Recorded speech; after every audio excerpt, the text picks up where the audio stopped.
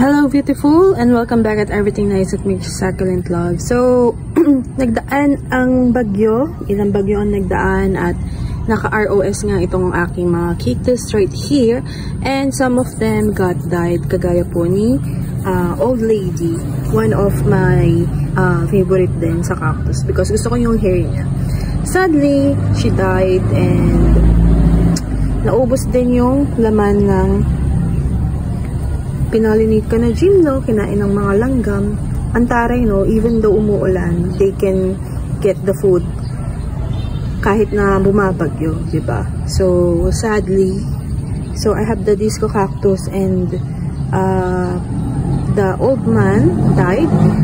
The two cactuses were planted a month ago, so they died. So, ito yung sinasabi ko na sa cactus, pwede nyo silang i-ROS. Kailangan well-rooted sila sa kanilang pot. Ibig sabihin, yung ugat nila talagang nakapak na dyan sa kanilang soil mix. So, in years, okay na sila dito sa pot nila. Matagal na sila dyan. And, ayan, look on it.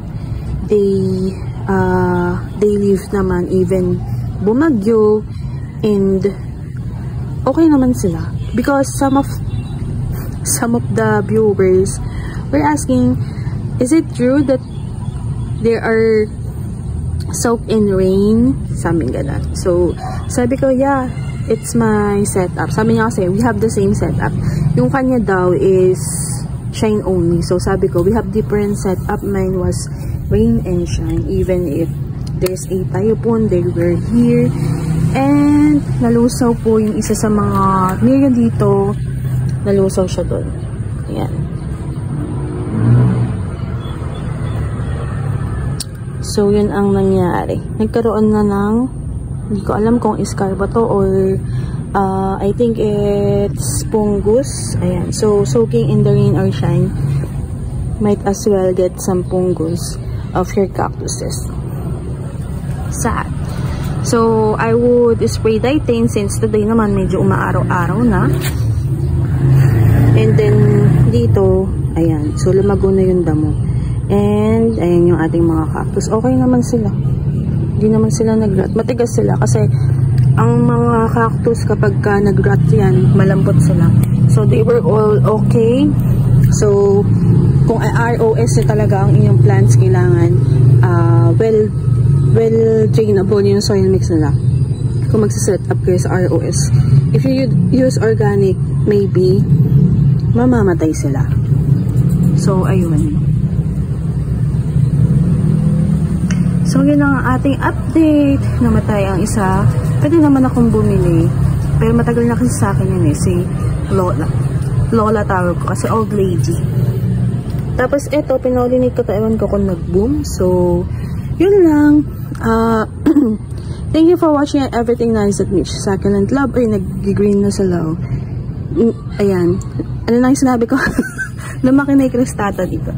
Thank you for watching Everything Nice at Mitch Succulent Love. This is your nice plantita saying God bless po. At laging mag-ingat. So, kahapon lang. Ito yung hindi ko na-sprayan na ng lemongrass. Oh. Ito yung lemongrass namin. Ayan. Tapos meron pa dun sa kabila. Oh. So maraming benefits ang lemongrass, pang pababa ng cholesterol, ng blood pressure, mga ganun. Bango niya. Masasabi mo na na okay lang sa ilong. Ayun oh. Yung mga langgam, busit kayo ah. Naagawan niyo ako ng sigsa, mga walang hiya kayo. Ayun, tumatakbo yung langgam.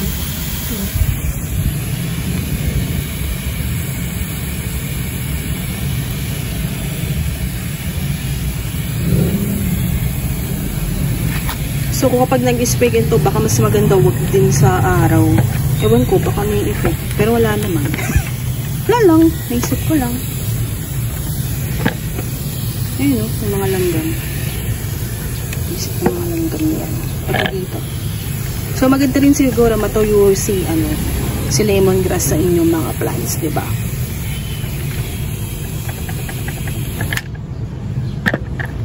So, yun lang. Naghabol lang ako. Shinare ko lang. Baka sabihin nyo, etchos lang yung lemongrass. Effective to dahil ginagamit sa lamok, sa mga... Oh, pwede rin malapit siya dun sa main plants nyo. Yun nga lang yung langgam kasi talagang busy. Malayos yung mga langgam. Okay.